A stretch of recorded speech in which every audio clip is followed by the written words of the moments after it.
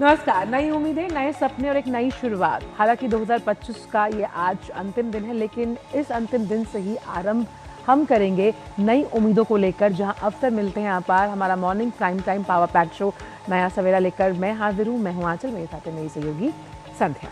सुप्रभात आप सभी को। जी हाँ, जिस तरह से आंचल ने बताया कि 2025 साल की आज अंतिम सुबह है, लेकिन ये वो वक्त भी है कि पूरे साल हमने क्या कुछ कमाया और 2026 में हमें कौन कौन से लक्ष्य निर्धारित करने हैं। तो नया सवेरा में आप तमाम बातें करेंगे और इसके साथ साथ खेल जगत में क्या कुछ है हिट वो भी आपको बताएंगे, और आपकी सेहत कैसे फिट रह सकती है इस पर भी बात करेंगे। टेक टॉक की दुनिया में भी आपको लिए चलेंगे और पूरी दुनिया की सैर कराएंगे आपको खबरों के माध्यम से। बिल्कुल, तो सीधे शुरुआत करते हैं इस वक्त की प्रमुख सुर्खियों के साथ।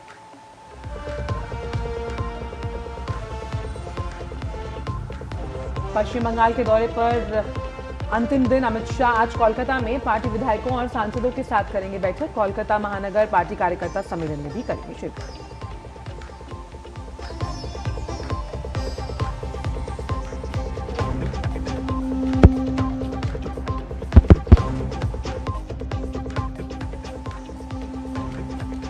रक्षा मंत्री राजनाथ सिंह आज अयोध्या में श्री राम मंदिर के प्राण प्रतिष्ठा द्वादशी कार्यक्रम में होंगे शामिल।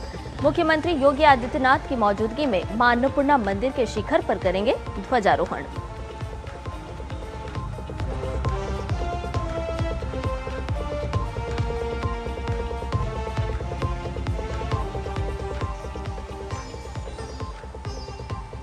विदेश मंत्री एस जयशंकर आज जाएंगे बांग्लादेश। ढाका में पूर्व प्रधानमंत्री खालिदा जिया के अंतिम संस्कार में होंगे शामिल।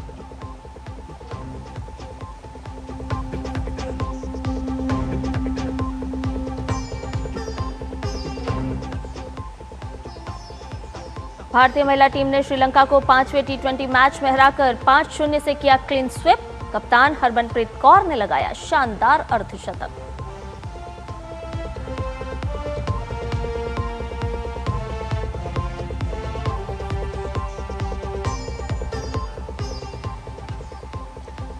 और 2025 का आज अंतिम दिन। नए साल के स्वागत के लिए पर्यटन स्थलों पर उमड़ी सैलानियों की भारी भीड़। सुरक्षा के पुख्ता इंतजाम।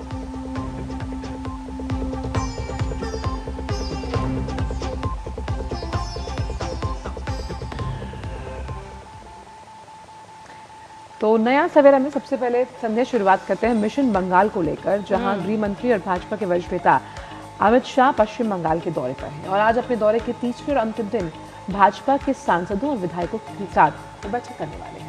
और इसके साथ साथ आंचल, अपने दर्शकों को हम ये भी बता दें कि गृह मंत्री अमित शाह आज कोलकाता महानगर पार्टी कार्यकर्ता सम्मेलन में भी शिरकत करने वाले हैं। इसके अलावा आज उनका कोलकाता में ठनठनिया कालीबाड़ी मंदिर में दर्शन पूजन करने का भी कार्यक्रम है। और इससे पहले कल की अगर बात करें तो उन्होंने कोलकाता में बंगाल भाजपा के कोर ग्रुप और प्रवासी कार्यकर्ताओं के साथ आगामी चुनाव के संबंध में अहम बैठक की। इसके अलावा उन्होंने कल आरएसएस के अधिकारियों के साथ भी बैठक की है। वहीं कोलकाता में वरिष्ठ आरएसएस अधिकारियों के साथ गहन चिंतन मंथन हुआ। बैठक में अखिल भारतीय, क्षेत्रीय और प्रांत स्तर के संघ अधिकारी मौजूद रहे। मीटिंग के दौरान पश्चिम बंगाल के जमीनी हकीकत, चुनावी तैयारियां, बंगाल के क्षेत्रवार मुद्दों को लेकर गहन चर्चा और रणनीति बनाई गई। कोलकाता के होटल ताज तालकोटेर में लगभग 3 घंटे से ज्यादा समय तक ये बैठक चली है। इससे पहले कल ही उन्होंने पश्चिम बंगाल में प्रेस कॉन्फ्रेंस की और टीएमसी सरकार पर तीखा हमला बोला। गृह मंत्री ने कहा कि 15 साल में पश्चिम बंगाल भय, भ्रष्टाचार और घुसपैठ का शिकार हुआ है। उन्होंने ये भी दावा किया कि साल 2026 में पश्चिम बंगाल में भाजपा सरकार बनने पर घुसपैठियों को बाहर किया जाएगा। गृह मंत्री ने घुसपैठ को देश की सुरक्षा से जुड़ा मामला बताया और कहा कि देश की संस्कृति और सुरक्षा बचाने के लिए बंगाल की सीमाओं को सील करने वाली सरकार जरूरी है।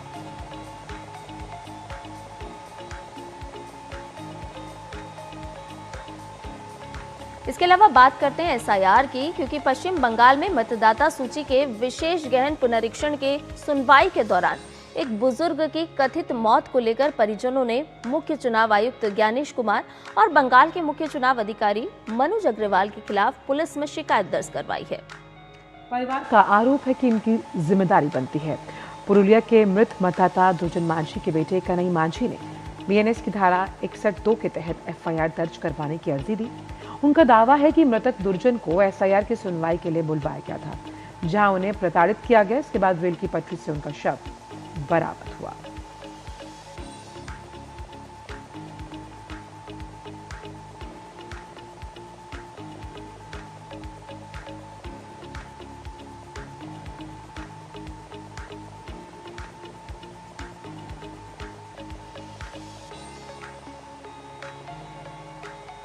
और इससे पहले की यानी कि शनिवार की अगर हम बात करें तो एक संवाददाता सम्मेलन हुआ था और इस दौरान तृणमूल कांग्रेस के महासचिव अभिषेक बनर्जी ने कहा था कि चुनाव आयोग के खिलाफ एफआईआर दर्ज क्यों नहीं होनी चाहिए। अभिषेक बनर्जी की एफआईआर वाली टिप्पणी के बाद इस शिकायत के आधार को लेकर विश्लेषण अब शुरू हो गया है।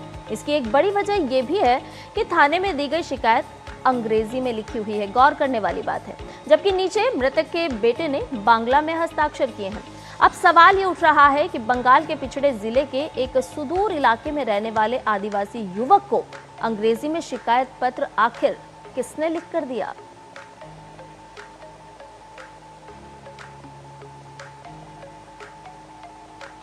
वहीं दूसरी ओर पुरुलिया की इस घटना पर चुनाव आयोग के एक अधिकारी ने कहा कि चुनाव आयोग के खिलाफ एफआईआर दर्ज नहीं की जा सकती। कानून इस बारे में बिल्कुल स्पष्ट है। धारा 16 में इसका स्पष्ट उल्लेख है। इसके बावजूद अगर पुलिस एफआईआर दर्ज करती है तो ये गैर कानूनी होगा और अपने कर्तव्य को निभाते समय किसी सीओ पर भी आपराधिक आरोप नहीं लगाए जा सकते। अगर पुलिस कोई एफआईआर दर्ज करती है तो उसके कानूनी परिणाम होंगे। सीओ कार्यालय के अधिकारियों का कहना है कि इससे पहले चुनाव आयोग ने राज्य को फर्जी मतदाताओं के खिलाफ एफआईआर दर्ज करने का निर्देश दिया था, लेकिन उस निर्देश का पालन नहीं हुआ। सीओ कार्यालय के सूत्रों के अनुसार यदि अवैध रूप से एफआईआर दर्ज की जाती है तो पुलिस सहित संबंधित अधिकारियों के खिलाफ कार्रवाई होगी। उन्हें याद दिलाया जाएगा कि लोकपाल कानून के अनुसार किसी सरकारी अधिकारी के खिलाफ केवल ठोस सबूत और विशिष्ट शिकायत होने पर ही एफआईआर दर्ज की जा सकती है।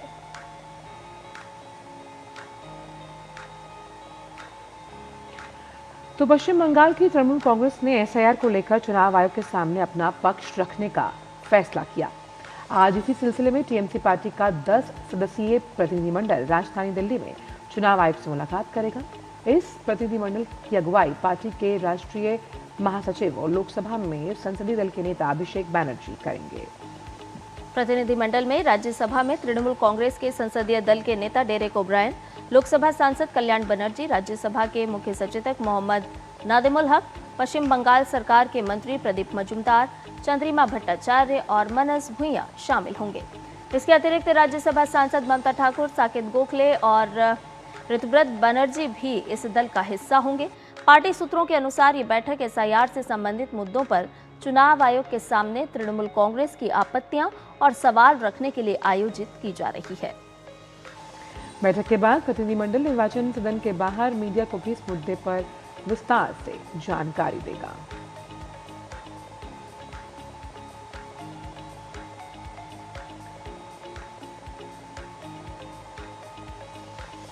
तो पश्चिम बंगाल से जुड़ी तमाम खबरें हमने आपसे साझा की और इन्हीं पर बात करने के लिए हमारे संवाददाता सौरभ दत्ता इस वक्त जुड़ गए हैं। सीधे सौरभ का रुख करते हैं। सौरभ, खास तौर पर पश्चिम बंगाल की अगर बात की जाए तो लगातार बयानबाजी चल रही है। जिस तरह से अमित शाह का आज पश्चिम बंगाल में तीसरे दिन का जो दौरा है वो बहुत अहम माना जा रहा है।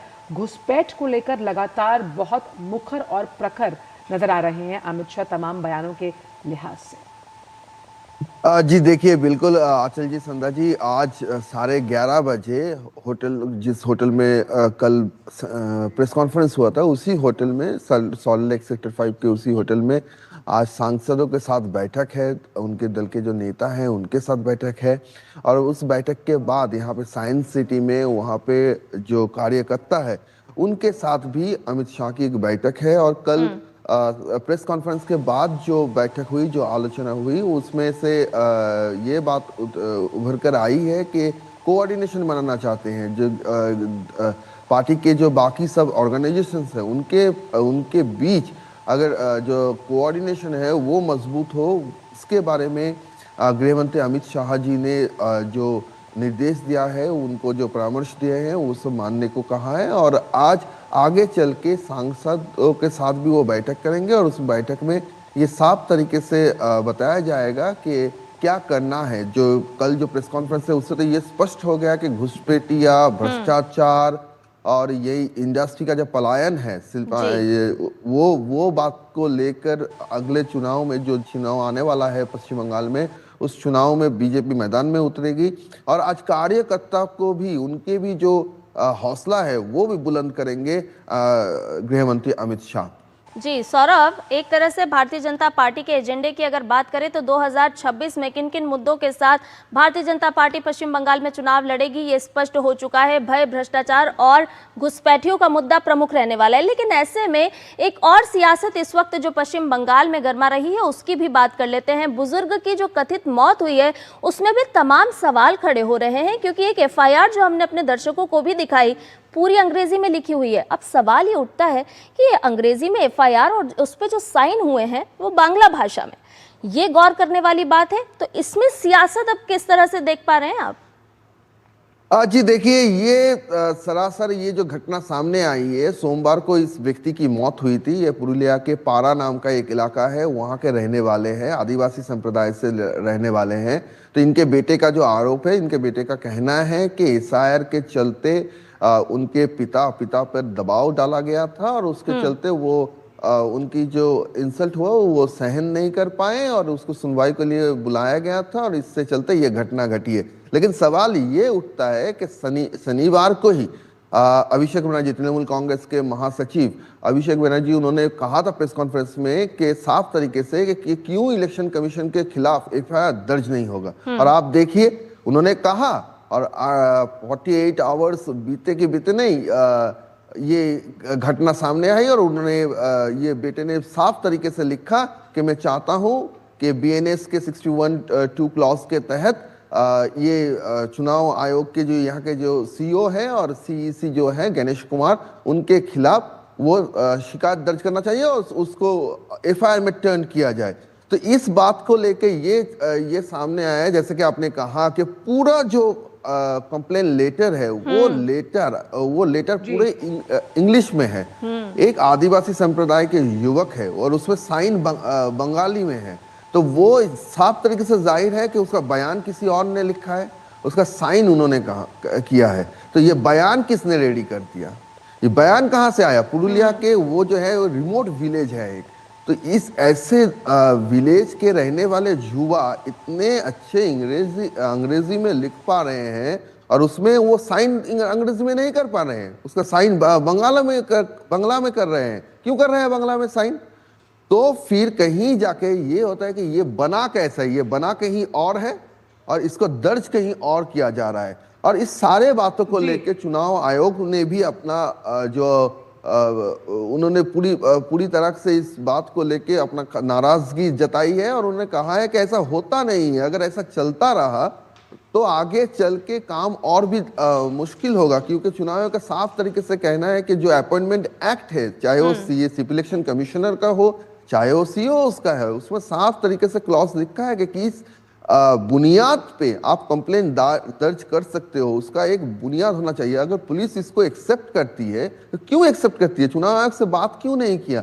तो ये क्योंकि और एक बात है संध्या जी, आंचल जी, कि ये जो TMC के तरफ से लगातार बोले जा रहे हैं ना कि जो BLOs हैं, जो बुजुर्ग आदमी हैं, वो लोग दबाव में आके सुसाइड कर लिए हैं।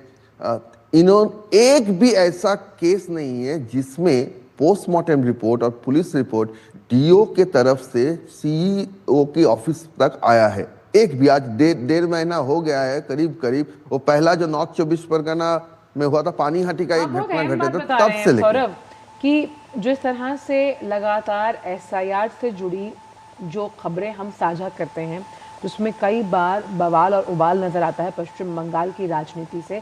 उसमें अगर किसी की कथित मृत्यु हुई तो उसकी पोस्टमार्टम रिपोर्ट तक नहीं पहुंची। अब लेकिन सवाल नहीं है क्योंकि FIR दर्ज है। हालांकि चुनाव आयोग ने अपनी टिप्पणी में साफ तौर पर यह बात सामने की है कि इसका उल्लेख जो है, इसका उल्लेख आप नहीं मान सकते, इस तरह से केस दर्ज नहीं होता, ये स्पष्ट कानून है। ऐसे में अब FIR दर्ज होने के बाद किस तरह की कार्रवाई की उम्मीद हम कर सकते हैं? आंचल जी, एक क्लैरिफिकेशन दे दूं कि उन्होंने शिकायत दर्ज की है लेकिन वो अभी तक FIR में कन्वर्ट नहीं हुआ। मतलब जनरल डायरी कहते हैं, GD कहते हैं, और लिखित में उन्होंने कंप्लेन दिया है, लेकिन अभी तक उसको एफआईआर में कन्वर्ट नहीं हुआ। रात तक जो डेवलपमेंट है, इसी के चलते सीईओ ने ऑफिस ने कहा है कि आप इसको मान्यता ही नहीं दे सकते। कानून ये बात कहती है कि आप इसको मान्यता नहीं दे सकते, और इसी के चलते सीईओ ने साफ वो क्लॉज, वो अपॉइंटमेंट एक्ट जो है उसका मेंशन करके बोल दिया है कि क्यों आप नहीं कर सकते। अब आगे चल के अगर आप ऐसा करते हैं तो सीईओ ऑफिस भी कह रहे हैं, तो फिर उसी पुलिस स्टेशन के जो आधिकारिक इसको एफआईआर में टर्न करेंगे, उनके खिलाफ कानूनी कार्रवाई होगी। तो मांझरा यहाँ पे है। ये साफ तरीके से ये एक पॉलिटिक्स है। अभिषेक बनर्जी ने कहा कि एफआईआर दर्ज क्यों नहीं हो, वो दिखाना चाहती है अपने वोट बैंक को कि वो चुनाव आयोग को भी चैलेंज कर सकती है। वो चुनाव आयोग के खिलाफ बोल सकती है कि चुनाव आयोग का हम घिराव कर देंगे। वो कह सकती है कि चुनाव आयोग के खिलाफ एफआईआर दर्ज हो सकता है। वो कह सकते हैं कि जो रोल ऑब्जर्वर है उनके ऊपर गाड़ी में हमला हो सकता है, उनका गाड़ी का लॉक टूट जा सकता है। और कल सीएम ने बांकुड़ा में जो रैली किए, उसमें उन्होंने गृह मंत्री अमित शाह की तो कड़ी आलोचना की है, लेकिन इसके साथ साथ ये भी कही है कि गाड़ी आगे आई, महिला सामने है, फिर भी गाड़ी आगे चली आई। अब सवाल ये उठता है, आपने ये नहीं कहा कि चुनाव आयोग का रिप्रेजेंटेटिव पे ऐसा हुआ क्यों? क्यों महिलाएं उनको गाड़ी को घेर कर रखा? क्यों उनका गाड़ी का लॉक टूटा? ये आपने मेंशन नहीं किया। आपने कहा कि गाड़ी क्यों आगे लेके वो आगे। और उस जो घटना घटी थी मगरा हाट में, उसका भी रिपोर्ट आया है, उसमें भी सख्त तरीके से जांच हो रही है कि जानना चाहता है सीईओ के ऑफिस के क्यों पर्याप्त सिक्योरिटी नहीं था। तो इस सारे बातें को लेकर एसआईआर का एक विरोध एक अलग चीज है। आप डेमोक्रेसी में आप विरोध कर सकते हैं, लेकिन उसका भी एक शिष्टाचार है, उसका भी एक प्रोसेस है कि आप कैसे विरोध करेंगे डेमोक्रेसी में। जी, लेकिन जिस तरह से विरोध हो रहा है वो काफी चिंता जताने वाली बात है, क्योंकि कल सीएम ने ये भी कहा है गृह मंत्री को कि आप अगर वो चाहती तो गृह मंत्री घर से ही निकल नहीं पाते। आप मानिए कितनी बड़ी बात है, देश के स्वराष्ट्र मंत्री हैं, आप सीएम हैं, आप क्या पब्लिक में कहीं ना कहीं संध्या हम इस बात को लगातार मानते हैं कि विरोध सिर्फ नाम का विरोध है, क्योंकि तमाम मुद्दों जिनका जिक्र आप और संध्या भी कर रहे थे, और हम मानते भी है कि उन मुद्दों से जो वहाँ की जनता है उनका ध्यान भटकाने की पूरी कोशिश टीएमसी द्वारा की जा रही है। क्यों संध्या? बिल्कुल, ना केवल मुद्दों से भटकाने की, बल्कि जो भय की बात कही जा रही है वो भय भी अब कहीं ना कहीं पैदा करने की कोशिश पूरी तरह से की जा रही है। हम ममता बनर्जी के बयान को देखें सौरभ, जिस तरह से उन्होंने कहा था कि अगर वोटर लिस्ट से नाम कटता है तो अपने बेलन तैयार रखिए। उसके बाद हम अभिषेक बनर्जी का बयान देखते हैं कि क्यों ना चुनाव आयोग के जो प्रतिनिधि हैं या अधिकारी हैं उनके खिलाफ एफआईआर दर्ज होनी चाहिए, और उसके बाद एक सिस्टमेटिक तरीके से लगातार हम घटनाक्रम भी होते हुए देख रहे हैं। और इसी कड़ी में सौरभ, टीएमसी का जो प्रतिनिधिमंडल है वो आज चुनाव आयोग से भी मिलने वाला है। किस तरह की बात रखता हुआ नजर आएगा? क्या ठीक से अपनी बात रखेंगे? क्योंकि अगर हम पश्चिम बंगाल में देखते हैं तो वहां पर तो वो उग्र रूप अख्तियार करते हैं, और दूसरी तरफ चिट्ठी पत्र और मिलने मुलाकात का समय मांगते हैं। आज संध्या जी, आंचल जी, देखिए आज ये जो बैठक हो रही है ना, इसका प्रील्यूड पहले ही तैयार हो चुका है। किस तरीके से ये जाएगा ये बैठक, वो पहले ही अभिषेक बनर्जी ने स्पष्ट कर दिया है। उन्होंने कहा है कि अगर हमारा बात नहीं मानेंगे तो हम घेराव कर देंगे। तो आप बातचीत करने जा रहे हैं इस प्रील्यूड के साथ, इस टीजर के साथ, तो आपका तो रवैया यहीं से पता चलता है कि आपका रवैया क्या होगा। आखिर में बातचीत इशू नहीं है, इशू है पॉलिटिक्स। वो हर फ्रेम में, हर तस्वीर में, हर कदम में, हर मूवमेंट में ये दिखाना चाहती है कि हम कितने बड़े विरोधी हैं, और इस तरीके से अपना जो वोट बैंक है वो वोट बैंक की राजनीति कर रहे हैं, वो तुष्टीकरण की राजनीति कर रहे हैं। कल सीएम ने और एक बात कहा है, हर एक दिन हर एक स्टेप वो बढ़ा रही है, और वो हर एक स्टेप कॉन्स्टिट्यूशनल प्रोसेस के खिलाफ हो रहा है। कल क्या कहा? कल कहा कि 1,36,00,000 लॉजिकल डिस्क्रिपेंसीज का फिगर है, अगर एक भी नाम कटा तो आप महिलाएं जो है आप सीधा चले जाओगे कि नाम क्यों कटा, उठाओ नाम। इस तरह से एक सीएम पब्लिक रैली को एड्रेस कर रही है, मास को इस तरह से कह रही है, इंस्टिगेशन नहीं है। सौरभ, इतना बड़ा संवैधानिक और सम्मानजनक पद है ममता बनर्जी का, लेकिन जिस तरह की बयानबाजी वो करती हैं, साफ तौर पर उनकी परेशानी, उनकी बौखलाहट कि कहीं ना कहीं वोट बैंक खिसक रहा है, दरक रहा है, ये डर, ये भय साफ तौर पर उनके बयानों में नजर आता है। बहुत बहुत शुक्रिया आपका सौरभ, इन तमाम जानकारियों को हमसे साझा करने के लिए सुबह नया सवेरा में। वक्त एक छोटे से ब्रेक का। ब्रेक के उस पार आकर बात करेंगे उत्तर प्रदेश की। आप जुड़ रहिए नया सवेरा के साथ।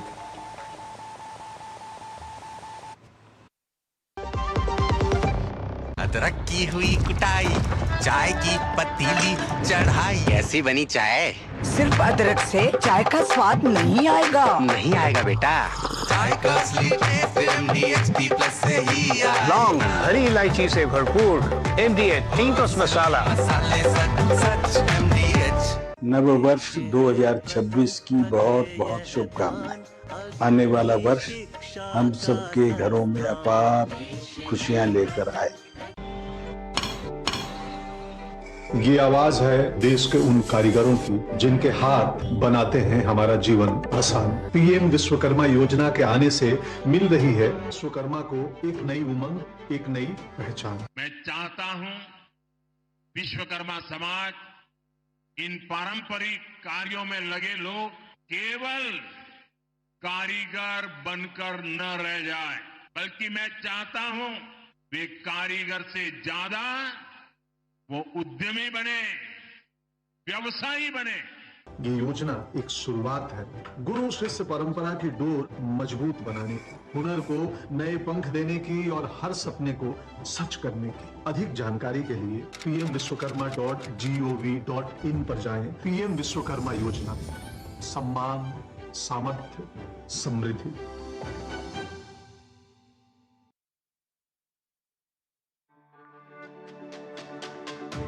मेरी पसंद, मेरी पसंद, मेरी पसंद, मेरी पसंद, हमारी पसंद, हम सबकी पसंद। मजबूत देश का मजबूत सरिया हो गया स्टील। विभाग अनेक, कंप्लेंट बॉक्स 1। किसी भी सरकारी दफ्तर, विभाग या बैंक से जुड़ी शिकायत के लिए pgportal.gov.in पर जाएं, रजिस्टर करें, संबंधित विभाग चुनें, शिकायत दर्ज करें और ट्रैकिंग ID नोट करें। SMS या ईमेल पर एक्नॉलेजमेंट पाएं और शिकायत का जवाब सीधे मंत्रालय से प्राप्त करें। अब तक 1,12,00,000 से अधिक भारतीयों ने भरोसा जताया। CP ग्राम्स, आपकी हर शिकायत का हल। अभी शिकायत दर्ज करें pgportal.gov.in।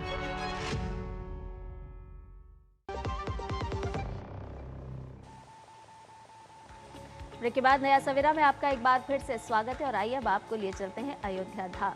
जी हां, उत्तर प्रदेश के अयोध्या में भगवान श्री राम लला की प्राण प्रतिष्ठा द्वादशी महोत्सव भव्य रूप से मनाया जा रहा है। इस ऐतिहासिक अवसर पर आज रक्षा मंत्री राजनाथ सिंह और मुख्यमंत्री योगी आदित्यनाथ राम जन्मभूमि परिसर पहुंचेंगे। रक्षा मंत्री मां अन्नपूर्णा मंदिर के शिखर पर ध्वजारोहण भी करेंगे और रामलला के दर्शन पूजन करेंगे। समारोह के दौरान दोनों दिग्गज नेता अंगद टीला से जनसभा को भी संबोधित करेंगे। ट्रस्ट द्वारा आयोजित इस 5 दिवसीय अनुष्ठान में देश भर से श्रद्धालु उमड़ रहे हैं। रामनगरी में सुरक्षा के कड़े इंतजाम किए गए हैं और पूरा वातावरण इस वक्त भक्तिमय हो चुका है।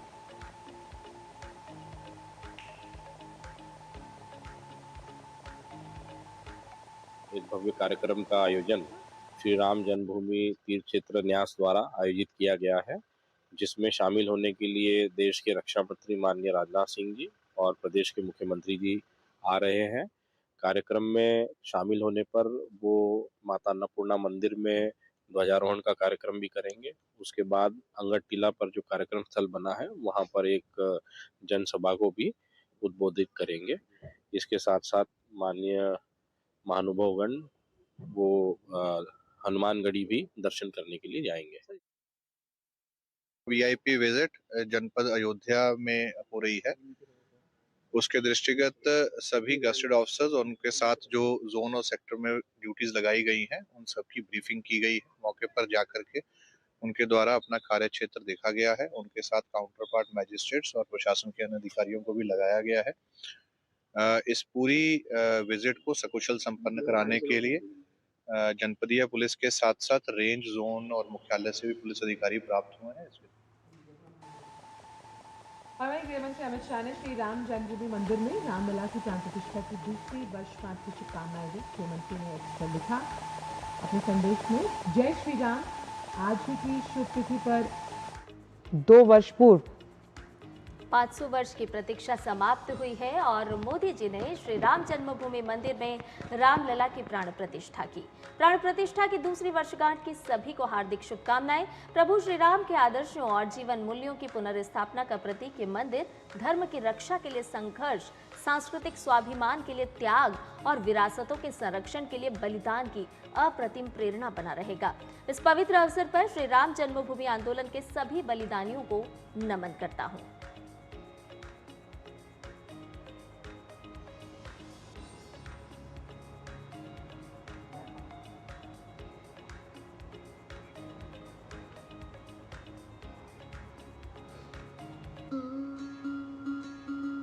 राम और रामायण से अलग इस देश की कल्पना हो ही नहीं सकती। राम का चरित्र और राम ये देश के जनमानस का प्राण है। राम व्यक्ति नहीं है, राम प्रतीक है। करोड़ों लोगों का आदर्श जीवन कैसे जीना चाहिए, इसीलिए उनको मर्यादा पुरुषोत्तम किया गया। राम का जीवन ही अपने आप में परिपूर्ण गिलहरी, गीत, वानर, रींछ, वनवासी सबको जोड़कर सत्य पर सत्य की विजय का झंडा श्री राम ने। राम का राज्य किसी एक धर्म, एक संप्रदाय के विशेष के लिए नहीं है। राम का राज्य आदर्श राज्य कैसा होना चाहिए, इसका प्रतीक न केवल भारत, समग्र दुनिया के देशों के लिए बना हुआ है। और इसलिए मैं मानता हूँ कि राम और राम के चरित्र को फिर से प्रस्तापित करने का काम 22 जनवरी को मोदी जी के हाथ से हुआ है। हम सब 1528 वहाँ पर राम मंदिर देखना चाहते हैं। पीढ़ियां चली गई, हजारों लोग, लाखों लोग शहीद हुए, संघर्ष किए, आंदोलन किए, मगर ये दिन देखना स्वप्न में नहीं आया। आज हम सब बहुत सौभाग्यशाली है कि हम देख सकते हैं। ये सामाजिक एकता का एक अद्भुत उदाहरण मंदिर है, सांस्कृतिक पुनर्जागरण का अद्भुत उदाहरण मंदिर है। विध्वंस के सामने विकास का विजय है, धर्मांधता के सामने आध्यात्मिकता और भक्ति का विजय। भारत के गौरवमय युग की ये शुरुआत है। मैं ये 1528 से 22 जनवरी 2024 तक की संपूर्ण कानूनी और युद्धों की और आंदोलनों की लड़ाई को, ये सभी योद्धाओं को बहुत विनम्रता से स्मरण करना चाहता हूँ। वो जहाँ भी होंगे बड़ी आनंद की अनुभूति करते होंगे, अपनी श्रद्धा को चरितार्थ करने की अनुभूति करते होंगे। और अयोध्या से ही विकास सिंह हमारे साथ जुड़ गए हैं। विकास, रामलला की प्राण प्रतिष्ठा की दूसरी वर्षगांठ हमारे दर्शकों को दिखाइए। अयोध्या से ये अलौकिक छटा किस तरह से पूरी तरह से सजी हुई, संवरी हुई अयोध्या इस वक्त नजर आ रही है। जी बिल्कुल, पूरा भक्तिमय वातावरण है यहाँ का और बड़ी संख्या में श्रद्धालु पहुंचे हुए हैं। क्योंकि प्राण प्रतिष्ठा समारोह की द्वितीय वर्षगांठ है, इस अवसर पर यहाँ आज मुख्य समारोह भी आयोजित हो रहा है, जिसमें रक्षा मंत्री राजनाथ सिंह और मुख्यमंत्री योगी आदित्यनाथ शामिल होंगे, जिसके बारे में अभी आपने बताया। लेकिन इस माहौल की अगर बात करें, क्योंकि यह माहौल एक बहुत संघर्षों के बाद वह दिन आया था जब प्रभु श्री राम का भव्य दिव्य मंदिर स्थापित हुआ था, और आज जब द्वितीय वर्षगांठ है तो यहाँ पर जो भी श्रद्धालु यहाँ पर पहुंच रहा है या इससे पहले भी जो पहुंचता है, बिल्कुल गौरवान्वित और सौभाग्यशाली महसूस करता है। अपने कैमरामैन से हम कहेंगे कि तस्वीरें दिखाते रहे मंदिर पर, क्योंकि ये सुबह से ही यही भीड़ की छटा है और माना यह जा रहा है कि 5 लाख से 10 लाख तक आज से कल तक लोग यहाँ पर अयोध्या में आएंगे और प्रभु श्री राम के दर्शन करेंगे। हम मानते हैं कि आज 31 दिसंबर है, साल का अंतिम दिन है, रात 12 बजे से नया वर्ष लगेगा ये, लेकिन अंग्रेजी वर्ष है, इंग्लिश कैलेंडर के अनुसार है। लेकिन सभी यहाँ पर आने वाले सनातन प्रेमी चाहते हैं कि उनके इस पल की शुरुआत प्रभु श्री राम के दरबार से हो, अयोध्या से हो, अयोध्या की धरती से हो, इसलिए यहाँ पर बहुत बड़ी संख्या में लोग पहुंचे हुए हैं। और यही हाल अयोध्या का है, यही हाल काशी विश्वनाथ का है, यही हाल वृंदावन का है। तो वहाँ पर भी कई किलोमीटर की लाइनें लगी हैं, यहाँ पर भी सुबह से ही लोग दर्शन कर रहे हैं। और प्राण प्रतिष्ठा समारोह के लिए 5 दिवसीय जो आयोजन हो रहा था 29 तारीख से यह 2 तारीख तक चलेगा और पूरा वातावरण गुंजायमान है मंत्रोच्चार से, भक्ति गीतों से। यहाँ पर लगातार वैदिक मंत्र चल रहे हैं, यज्ञ चल रहे हैं। और इसके बाद आज तकरीबन 11 बजे के आसपास रक्षा मंत्री राजनाथ सिंह और मुख्यमंत्री योगी आदित्यनाथ यहाँ पर पहुंचेंगे। हनुमानगढ़ी में दर्शन करने के बाद प्रभु श्री राम के मंदिर पहुंचेंगे, जहां इस समारोह में वो भाग लेंगे। ध्वजारोहण समारोह भी एक वहां पर है अन्नपूर्णा माँ मंदिर के ऊपर। तो लेकिन इन सब की व्यवस्थाओं के बाद अगर हम उत्तर प्रदेश की बात करते हैं, जिस तरीके से हमने देखा कि 137 करोड़ से ज्यादा लोग एक ही वर्ष में उत्तर प्रदेश आते हैं, तो कहीं ना कहीं उत्तर प्रदेश पर्यटन की दृष्टि से सबसे बड़ा एक केंद्र बिंदु बन गया है। हमने देखा 66 करोड़ लोग महाकुंभ में आए, 26 करोड़ लोग अयोध्या में जून तक ही आ गए। तो अब लोग आना चाहते हैं, अपने परिवार को लेकर पहुंचना चाहते हैं, दिखाना चाहते हैं अपनी धार्मिक आध्यात्मिक विरासत को, अपनी नई पीढ़ी को समझाना चाहते हैं। और नई युवा पीढ़ी भी इसे आत्मसात करना चाहती है, क्योंकि यहाँ पर ऐसा माहौल, ऐसी सुविधाएं, ऐसी चीजें यहाँ पर दी गई हैं कि हर लोग आकर्षित हैं, अयोध्या की ओर बढ़े चले आ रहे हैं। बिल्कुल विकास, तो वो कहते हैं कि भजराम राम से बड़ा राम का नाम है जो वहाँ पर इस वक्त गूंज रहा है। ऐसे में सुरक्षा के किस तरह से पुख्ता इंतजाम किए गए हैं, क्योंकि आज 2025 का अंतिम दिन, कल नई सुबह होगी 1 जनवरी 2026 की। उस लिहाज से दर्शनार्थियों के लिए किस तरह की व्यवस्था है? देखिए, यहाँ पर जो भी श्रद्धालु आ रहे हैं उनके लिए सुविधाजनक उनकी यह यात्रा रहे, श्रद्धापूर्वक भक्तिभाव से दर्शन करें और आनंदमय होकर यहाँ से लौटें। इसके लिए पुलिस और प्रशासन ने यहाँ पर डाइवर्जन प्लान बना रखे हैं, किस तरीके से उनको मंदिर क्षेत्र तक आना है, हनुमानगढ़ी जाना है, कनक भवन जाना है, और प्रभु श्री राम के मंदिर के अंदर किस गेट से प्रवेश करेंगे। हमने दिखाया मुख्य गेट का जो नज़ारा है यहाँ पर ज़्यादातर लोग इसी गेट से यहाँ पर जाते हैं। इसके बाद अन्य गेट है, वहाँ से भी कुछ लोग प्रवेश करते हैं। तो इसके लिए पुलिस ने व्यापक व्यवस्थाएं की हैं। जैसा कि कल यहाँ के एसएसपी ने बाकायदा पुलिस की ब्रीफिंग भी की थी। उन्होंने बताया था कि हम लोगों ने डाइवर्जन प्लान बनाया है, क्योंकि 5 से 10 लाख लोगों की यहाँ पर आ सकते हैं, श्रद्धालु आ सकते हैं। तो इसके मद्देनजर यहाँ पर पहले से ही पूरा ट्रैफिक प्लान, भीड़ मैनेजमेंट प्लान, ये सारी चीजें यहाँ पर तैयार करके रखी गई थी। क्योंकि हमने देखा था जब महाकुंभ हो रहा था, तो वहाँ लोग जब पहुँच रहे थे, वहाँ से सीधे बाबा विश्वनाथ होते हुए अयोध्या पहुँच रहे थे। उस दौरान भी यहाँ बहुत बड़ी संख्या में लोग आते थे। और चूंकि आज प्राण प्रतिष्ठा समारोह की 2वीं वर्षगांठ के साथ साथ अंग्रेजी कैलेंडर के अनुसार 31 दिसंबर है, कल से 2026 चालू हो रहा है, आज रात से। तो उसके मद्देनजर तमाम सारे लोग चाहते हैं कि यहीं से इनके नए साल की शुरुआत हो। इसके मद्देनजर यहाँ पर बहुत भीड़ है, प्रभु का आशीर्वाद लेकर वो अपने मंगल कामना और देश की सुख समृद्धि के लिए प्रार्थना करने के लिए यहाँ पहुंच रहे हैं। आप अपने जीवन के सुबह के भास्कर की शुरुआत प्रभु के आशीर्वाद से करें, उनकी अलौकिक दर्शन से करें, इससे बेहतर कुछ हो ही नहीं सकता। बहुत बहुत शुक्रिया आपका विकास, इन तमाम जानकारियों को हमसे सीधे अयोध्या धाम से साझा करने के लिए। बढ़ते आगे और बात करते हैं विदेश मंत्री एस जयशंकर की, जो आज बांग्लादेश की पूर्व प्रधानमंत्री और बांग्लादेश राष्ट्रवादी पार्टी की अध्यक्षा बेगम खालिदा जिया के अंतिम संस्कार में शामिल होने के लिए ढाका जाने वाले हैं। डॉक्टर जयशंकर भारत सरकार और जनता का प्रतिनिधित्व करेंगे। बांग्लादेश ने उनके निधन पर 3 दिन के राजकीय शोक की घोषणा की है। खालिदा जिया की नमाज जनाजा आज दोपहर करीब 2 बजे ढाका में जातीय संसद भवन के साउथ प्लाजा और मानिक मियां एवेन्यू पर होगी। उन्हें उनके पति और पूर्व राष्ट्रपति जियाउर रहमान के पास दफनाया जाएगा। अंतरिम सरकार ने बताया है कि अंतिम संस्कार तक पूरी प्रक्रिया पूरे राजकीय सम्मान के साथ होगी।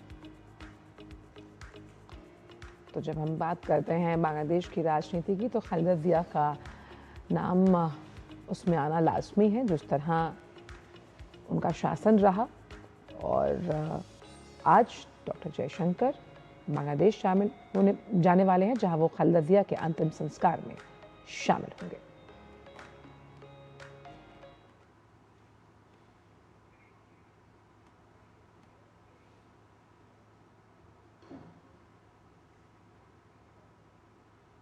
और बात अब मौसम की कर लेते हैं, क्योंकि पूरा उत्तर पूर्वी भारत, देश का अधिकांश हिस्सा ठंड की चपेट में है। कोहरा, शीतलहर और कड़ाके की ठंड से जनजीवन भी अस्त व्यस्त हो रहा है। दृश्यता कम होने से सड़क पर वाहन चलाना मुश्किल हो रहा है। देश के कई ऐसे हिस्से हैं जहां पर अगले कुछ दिनों तक यही स्थिति बने रहने की संभावना जताई गई है। मौसम विभाग ने आज भी दिल्ली, हरियाणा, पंजाब, उत्तर प्रदेश, ओडिशा और चंडीगढ़ में घने कोहरे का ऑरेंज अलर्ट जारी किया है। वहीं बिहार, उत्तराखंड, पश्चिम बंगाल, सिक्किम और उत्तर पूर्वी राज्यों में भी घना कोहरा छाया रहेगा। वहीं हिमाचल प्रदेश, उत्तरी आंतरिक कर्नाटक और तेलंगाना में शीतलहर की आशंका है। इसके अलावा मौसम विभाग ने अंडमान निकोबार द्वीप समूह, तमिलनाडु, पुडुचेरी, पश्चिमी राजस्थान में गरज के साथ तेज हवाओं का अनुमान जताया है।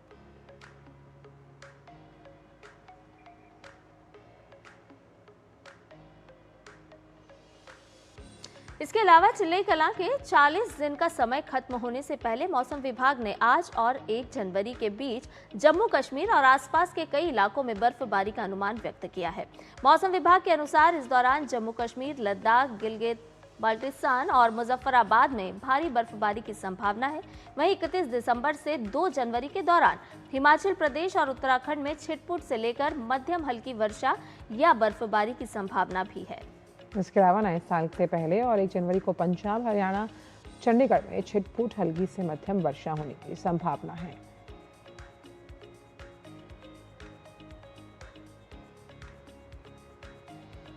और वहीं दिल्ली में पड़ रहे घने कोहरे के चलते इंदिरा गांधी इंटरनेशनल एयरपोर्ट पर ऑपरेशंस प्रभावित हैं। एयरपोर्ट पर अभी कैट 3 प्रोटोकॉल के तहत विमानों का परिचालन किया जा रहा है। इस प्रोटोकॉल के चलते कुछ विमानों में देरी से उड़ान संभव बताई जा रही है, वहीं कई उड़ानें रद्द भी हो रही हैं। एयरपोर्ट का संचालन करने वाली कंपनी GMR ने यात्रियों के घर से पहले अगर आप निकल रहे हैं तो विमानों की स्थिति जांचें और एयरलाइन से संपर्क करने की सलाह दी है।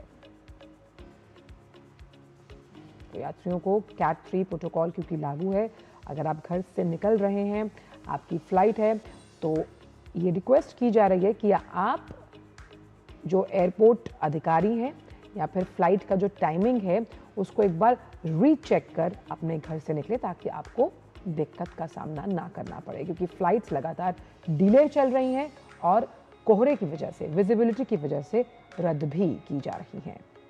तस्वीरें दिखा रहे हैं दिल्ली की, Anand Vihar, India gate circle की, मयूर विहार की, ITO क्षेत्र की और इसके साथ साथ एम्स की। ये तस्वीरें देखिए जहां पर ठंड में लोग नजर आ रहे हैं।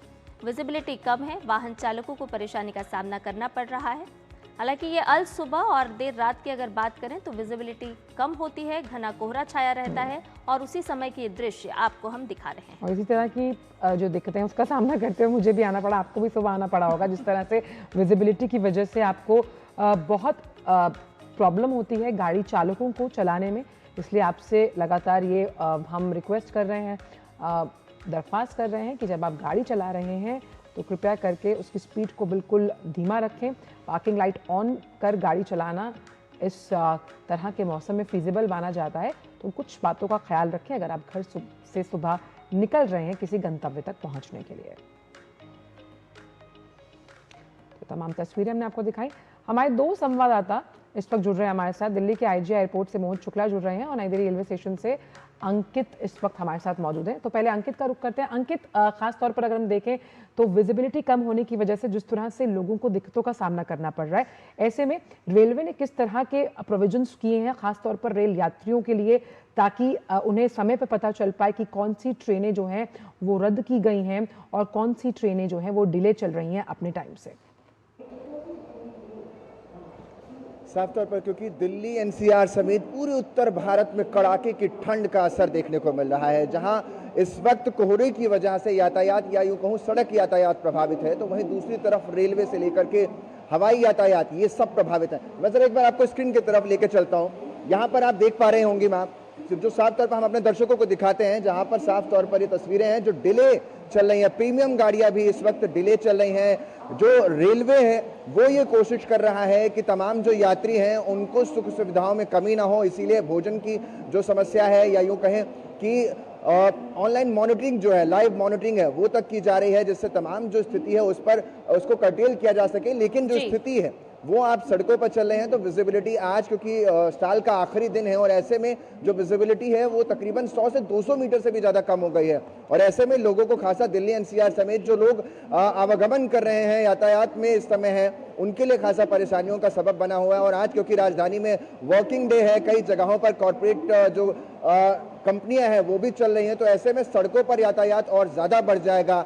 न केवल इतना बल्कि रेलवे की अगर बात करें तो इससे खासा परेशानी उन यात्रियों को हो रही है, क्योंकि कई घंटों का भी इंतजार करना पड़ रहा है। जब प्रीमियम ट्रेनों का यह हाल है तो आप सोच सकते हैं कि जो साधारण ट्रेनें हैं वो इस समय कितना डिले चल रही होंगी, क्योंकि 1 घंटे से लेकर के कई घंटों की देरी देखने को मिल रहा है। लेकिन कोशिश रेलवे ये कर रहा है लगातार कि वो इस स्थिति से जल्द निकल सके और जो ट्रेनें हैं उन्हें टाइम पर चलाया जा सके। कई बार ऐसा देखा भी जाता है कि जब जो ट्रेनें हैं वो जब डिले चल रही होती है तो कुछ जो नई ट्रेनें हैं उन्हें उतारा जाता है जिससे कि उन समय की जो स्थिति है उसको काबू में किया जा सके। अब जरा मैं एक बार आपको कहूंगा कि मेरे कैमरा पर्सन पीयूष है, जरा एक बार उस तरफ की स्थिति दिखाएं और दिखाएं आपको कि क्या कोहरा है। इस वक्त हम नई दिल्ली रेलवे स्टेशन के बाहर खड़े हुए हैं और पूरी तस्वीरें जो हैं वो आप और आपके जरिए दर्शक हमारे इस कैमरे के जरिए देख पा रहे हैं, जहां पर यात्रियों को घंटे का इंतजार भी करना पड़ रहा है और न केवल इतना बल्कि विजिबिलिटी बहुत कम होती चली जा रही है। और ये रेलवे स्थिति ही नहीं है, सिर्फ रेलवे का ही नहीं है, हवाई यातायात भी कुछ इसी तरीके से प्रभावित है। और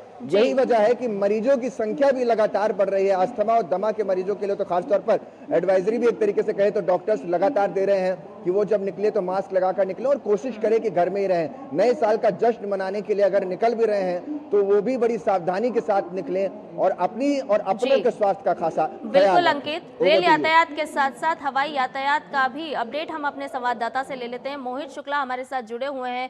मोहित, ये जो समय है 2025 का जाता हुआ दिन और 2026 की अगवानी, ऐसे समय में यात्रियों की संख्या बढ़ जाती है क्योंकि पर्यटक जो हैं वो आवागमन बढ़ाते हैं, इधर उधर जाते हैं घूमने के लिए, मौसम का लुत्फ लेने के लिए।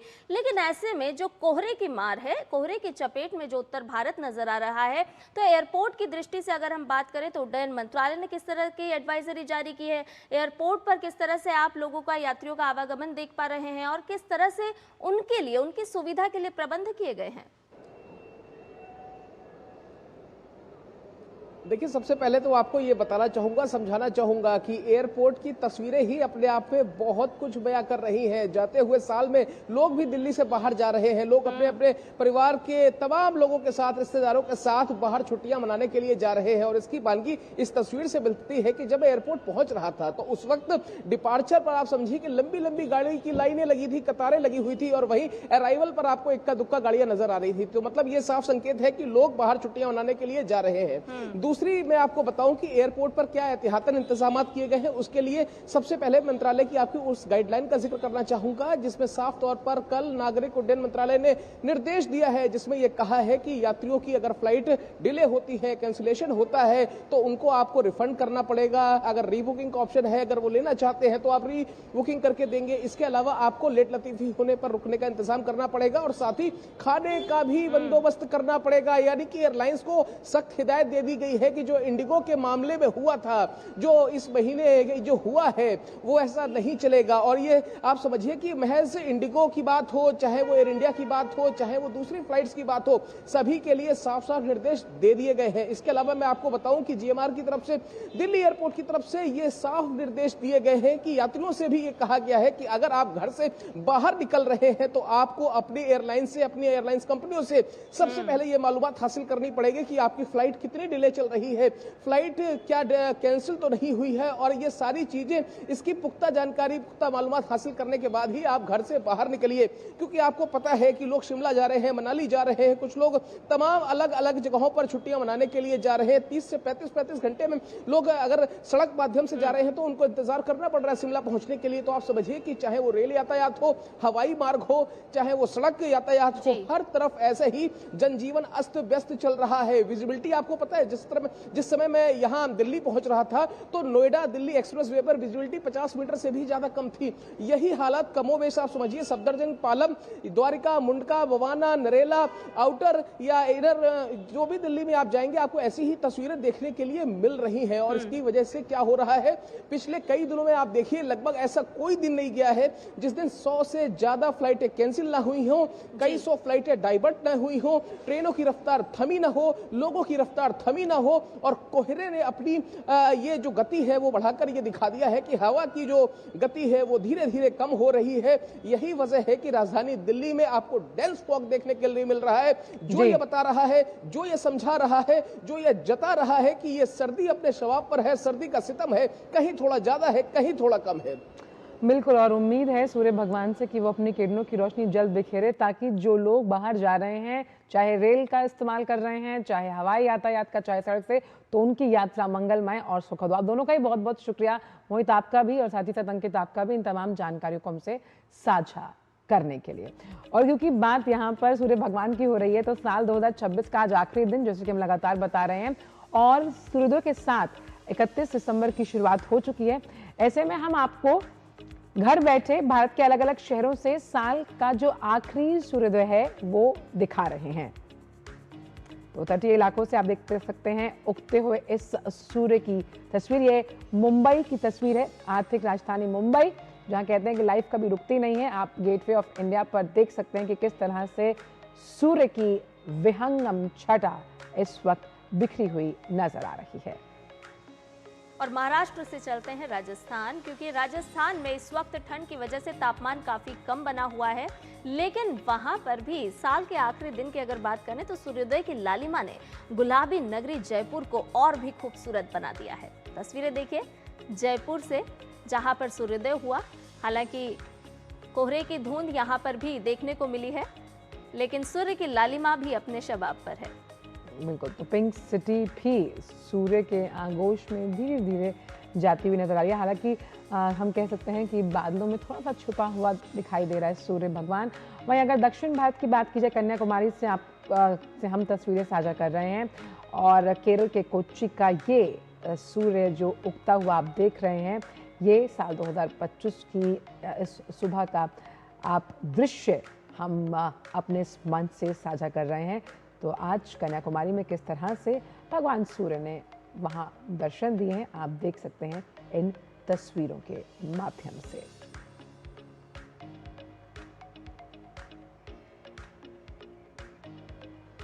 तो कन्याकुमारी की ये तस्वीरें खूबसूरत, जहाँ सूर्य अपनी विहंगम छटा बिखेरते हुए नजर आ रहा है। और कोच्चि की ये तस्वीर सूर्योदय की अगर हम देखें संध्या, तो सबसे क्लियर विजिबिलिटी अगर भगवान सूर्य की है तो वो कोच्चि में नजर आ रही है, जिस तरह से सूर्य भगवान के दर्शन किए जा रहे हैं। और कहते भी हैं कि भगवान सूर्य की आराधना, उपासना सुबह सवेरे अगर आपको दर्शन मिल जाए तो आपका पूरा दिन ऊर्जावान जाता है। तो अगर दिल्ली वालों के लिए कहीं ना कहीं सूर्य भगवान थोड़ी सी नरमी नहीं दिखा रहे हैं, तो यहाँ दर्शक जो हैं वो टीवी स्क्रीन पर कोच्चि के सूर्य के दर्शन कर सकते हैं। कहते भी है ना कि उगते सूर्य को सभी प्रणाम करते हैं। तो अलग अलग राज्यों से हमने आपको तस्वीरें दिखाई उगते हुए सूर्य की। हालांकि शीतलहर का प्रभाव भी देखने को मिल रहा है, जिसकी वजह से कुछ इलाके ऐसे भी हैं जहां पर सूर्य नारायण ने अपनी छटा फिलहाल नहीं बिखेरी है, यानी कि उतनी धूप खिलती हुई नजर नहीं आई है। बिल्कुल, वक्त एक ब्रेक का, ब्रेक के उस पार आकर जानेंगे कि समाचार पत्रों में क्या कुछ खास है आपके लिए, जो हम सुबह सवेरे छांट कर लाए हैं। जुड़ रहिए नया सवेरा के साथ।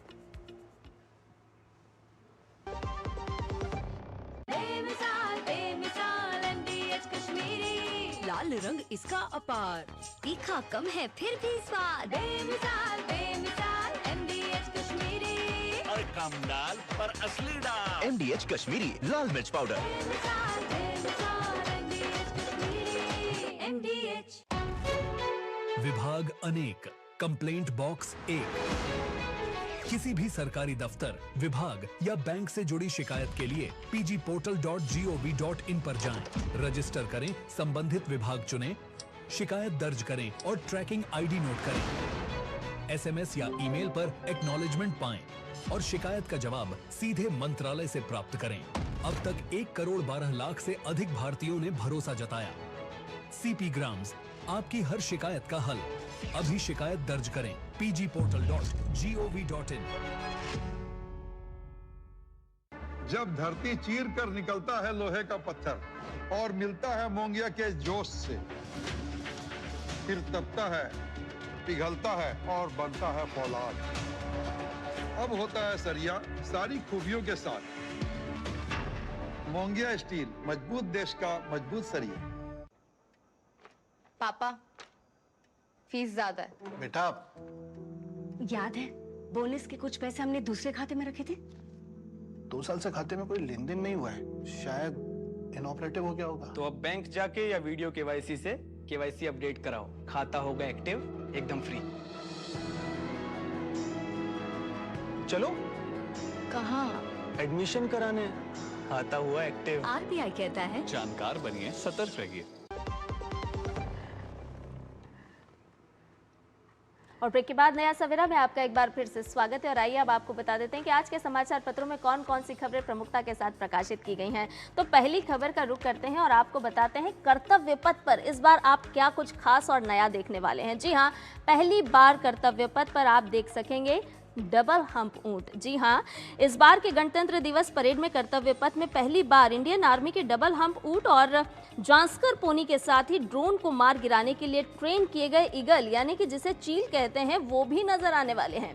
आर्मी की रिमाउंड एंड वेटरनरी कोर के दस्ते में ये सब कुछ आपको इस बार कर्तव्य पथ से दिखाई देने वाला है। ईस्टर्न लद्दाख की कठिन परिस्थितियों में आर्मी को देते हैं लॉजिस्टिक सपोर्ट और जांस्कर पोनी और ड्रोन गिराने वाले चील भी आपको इस बार देखने को मिलने वाले हैं। तो बिल्कुल कर्तव्य पथ पर आप देख पाएंगे विहंगम झलकियां, जब परेड में कुछ इस तरह के दृश्य आपसे साझा किए जाएंगे। और कुछ ऐसे ही दृश्य अब आपको जम्मू कश्मीर दिखा रहा है। दृश्य क्या है कि लैवेंडर की खेती से जिस अरोमा मिशन के जरिए जम्मू कश्मीर को आत्मनिर्भर बनाने की बात की जा रही है कि इस हॉर्टिकल्चर से कैसे आप कमा सकते हैं पैसा।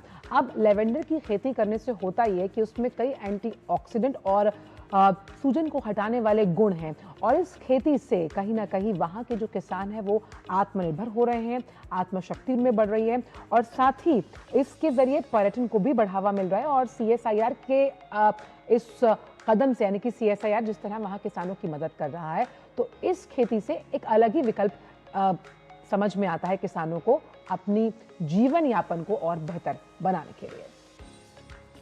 अगली खबर AI से जुड़ी हुई है। आपको बताते हैं कि राष्ट्रीय युवा नीति 2025 का मसौदा जारी कर दिया गया है और कृत्रिम मेधा और नवाचार में संवारा जाएगा युवाओं का कौशल। जी हाँ, देश के युवा शारीरिक खेलों से लेकर डिजिटल दुनिया के हर क्षेत्र में चमकने के लिए तैयार है और उनके लिए मंच भी तैयार है। राष्ट्रीय युवा नीति 2025 के मसौदा में खेलकूद और मनोरंजन को युवाओं के समग्र विकास का मजबूत आधार बनाया गया है और इस नीति में कौशल विकास जैसे कृत्रिम मेधा, डेटा विश्लेषण, खेल, डिजिटल जुड़ाव, नवाचार और सामाजिक उत्तरदायित्व जैसे क्षेत्रों पर ध्यान केंद्रित किया गया है।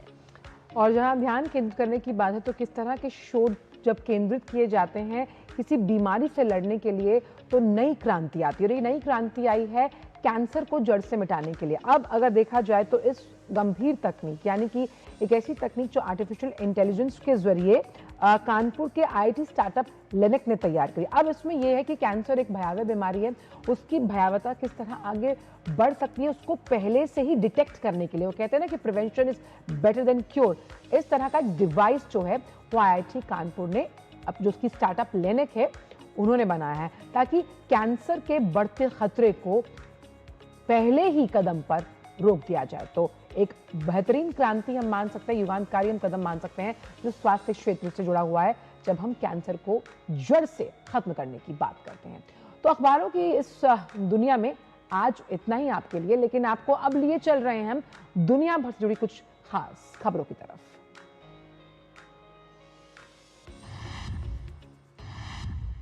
ईरान में बढ़ती महंगाई और गिरती मुद्रा के खिलाफ विरोध प्रदर्शन और भी तेज हो गए हैं। यह आंदोलन अब कई विश्वविद्यालयों तक फैल गया है जहां छात्रों ने दुकानदारों और बाजार व्यापारियों के साथ मिलकर प्रदर्शन किया। अमेरिकी विदेश मंत्री मार्को रूबियो ने संयुक्त अरब अमीरात और सऊदी अरब के शीर्ष डिप्लोमेट से अलग अलग फोन पर बात की जिसमें यमन की बिगड़ती स्थिति, क्षेत्रीय सुरक्षा और स्थिरता को प्रभावित करने वाली व्यापक चिंताओं पर विचार विमर्श किया गया।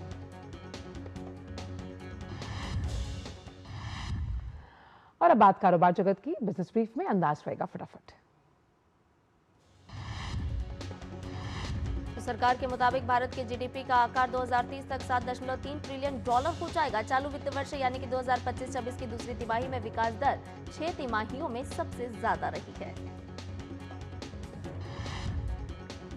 भारत अब AI के नए दौर में प्रवेश कर रहा है। सरकार के इंडिया AI मिशन के तहत अगले 4 वर्षों में 10,300 करोड़ रुपए से ज्यादा का बजट तय किया गया जिसके जरिए देश के 38,000 GPU भी लगाए जाएंगे। और आइए अब चलते हैं खेल जगत में, बात कर लेते हैं स्पोर्ट्स ट्रैक के जरिए खेल से जुड़ी खबरों की। भारतीय महिला टीम ने श्रीलंका के खिलाफ 5 मैच की T20 सीरीज में 5-0 से उससे अपने नाम किया। तिरुवनंतपुरम में खेले गए सीरीज के आखिरी मैच में भारत ने श्रीलंका को 15 रन से मात दी।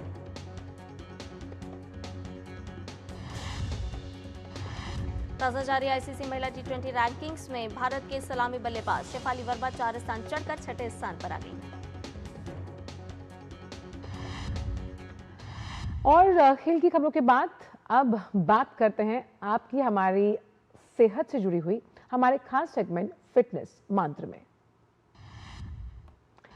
जहां बात करेंगे महिलाओं से जुड़ी हुई कि महिलाओं के लिए पोषण का विशेष महत्व होता है और आयु के साथ साथ यानी कि जिस तरह से आपकी उम्र बढ़ती है उसमें पोषण की जो आवश्यकता है या उसकी ज़रूरत है उसमें लगातार चेंजेस आते हैं। बिल्कुल आंचल, और जैसे जैसे आयु बढ़ती है तो महिलाओं में पोषक तत्वों की आवश्यकता भी अधिक हो जाती है। वृद्ध महिलाओं की अगर बात करें तो पोषण का महत्व और उपयोगिता को समझना बहुत ही जरूरी हो जाता है। तो किस तरह से किन सावधानियों को बरतना होगा, क्या कुछ आपको ध्यान में रखना होगा, इस रिपोर्ट के जरिए जानिए।